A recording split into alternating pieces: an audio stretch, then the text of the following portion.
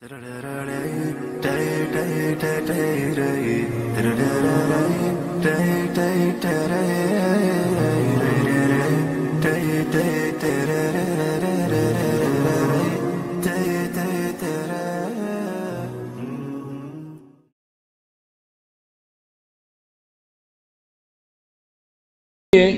نعم.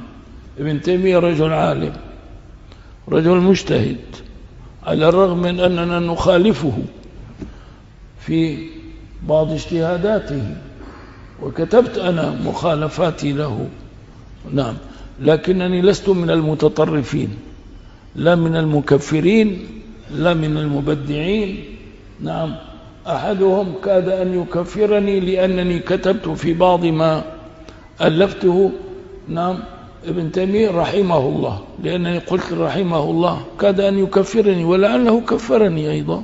نعم، قال لأنه لازم ما أقول رحمه الله. ليش يا عمي؟ قال نعم، لا، ابن تيمية رجل عالم ورجل مجتهد، وإن كان حنبليا مثلا، لكنه في اجتهادنا أخطأ في بعض الأمور، ونسأل الله سبحانه وتعالى إن كان اجتهادنا صحيحا في أنه أخطأ أن يعفو عنه. نعم، وهذا ما نعرف.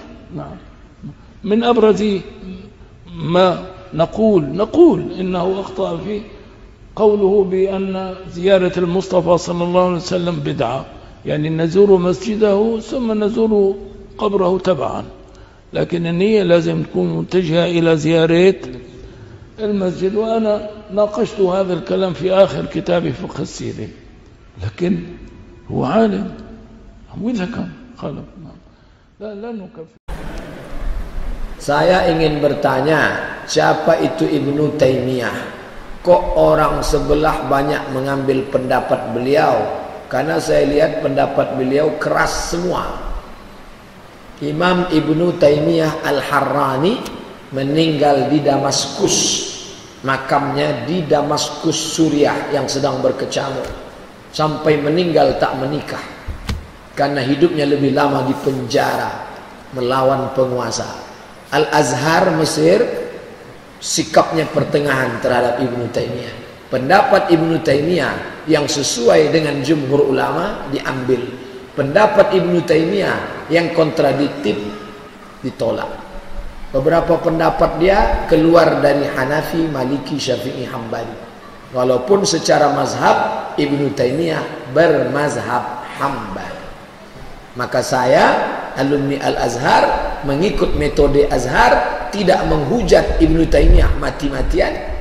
Ibnu Taimiyah ekstrem kiri menghujat Ibnu Taimiyah. Ibnu Taimiyah mujassimah, Ibnu Taimiyah ingkar, Ibnu Taimiyah. Saya tak berani menghujat Ibnu Taimiyah, tapi saya pula tak memuji-muji Ibnu Taimiyah sampai mengangkatnya lebih tinggi daripada Syafi'i. Tak, tempatkan Ibnu Taimiyah pada tempatnya, maka kita bersikap adil. I'dilu, bersikap adillah, huwa aqrabu littaqwa, bersikap adil kepada Ibnu Taimiyah, maka kita lebih dekat kepada ketakwaan. Maka kalau Bapak Ibu baca buku saya 37 masalah populer, banyak sekali saya kutip pendapat Ibnu Taimiyah. Ibnu Taimiyah asalnya adalah pengikut madhabnya Imam Ahmad bin Hambal. Akan tetapi dalam perjalanan ilmiahnya ditemukan keanehan-keanehan, ya, termasuk dalam bukunya Al-Kalamut Thayyib itu juga mulai merendahkan waktu menolak kepada Syiah Rafidhah, sudah mulai sedikit kurang ajar kepada misalnya Imam Ali karramallahu wajhah. Kemudian tulisan-tulisannya itu yang mulai tajam, dikit-dikit juga menyalahkan orang lain. Bibit ekstrim adalah dari Ibnu Taimiyah. Ibnu Taimiyah itu adalah hidup di masa akhir zaman, bukan ulama salaf. Ibnu Taimiyah adalah bukan salaf, akhir zaman, abad ke-6 ke-7. Itu adalah bukan ulama akhir, bukan ulama-ulama salaf yang dahulu seperti Imam Syafi'i, seperti Imam Ghazali yang abad ke-4 Hijriah. Itu akhir zaman. Kemudian punya murid namanya Ibnu Qayyim. Ibnu Qayyim punya murid, ternyata kita ketemukan dalam buku-bukunya dikit-dikit juga membid'ahkan orang lain. Sementara pendahulunya tidak pernah seperti itu. Misalnya Ibnu Jauzi. Ibnu Jauzi adalah dari madhab Hambali, sangat sufi, luar biasa. Kemudian Ibnu Taimiyah dan Ibnu Qayyim rupanya sudah mulai menjauh di saat berbicara tentang ayat sifat. Berani mengatakan Allah adalah bertempat di atas langit. Ini adalah termasuk penyelewengan akidah. Allah tidak butuh tempat. Ini penyelewengan akidah, bukan masalah tawassul, bukan masalah tahlil, itu adalah sederhana.